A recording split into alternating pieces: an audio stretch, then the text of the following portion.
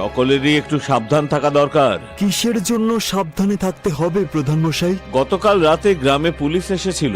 Inspector আমার বাড়িতে এসে এটাই জানালেন যে এই গ্রামে একটি ভয়ঙ্কর ডাকাত এসেছে। ডাকাত? কিন্তু কোথায়? আরে সেটাই তো বোঝা যাচ্ছে না যে কোথায় লুকিয়ে আছে সেই ডাকাত। কে জানে যে সকাল হওয়ার আগেই পালিয়ে গেছে। গ্রামের চারদিকে কড়া পাহারার ব্যবস্থা আছে শিবা। অপরিচিত কেউ বাইরে বেরোতেও পারবে না, আর কোনোভাবে কেউ গ্রামের ভেতরেও আসতে পারবে না। যদি ডাকাত মালহার এই গ্রামেই থাকে তাহলে তো এটা খুবই ভয়ঙ্কর ব্যাপার প্রধান মশাই। সেটাই তো ভাবনার।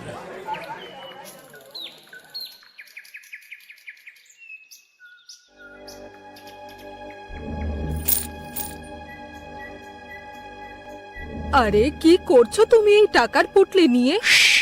চুপ করো, দেওয়ালেরও কান থাকে। গ্রামে একটা ভয়ঙ্কর ডাকাত এসে গেছে। ডাকাত? হ্যাঁ, সেই জন্যই এই সব ধন বাড়ির উঠোনে লুকিয়ে ফেলি।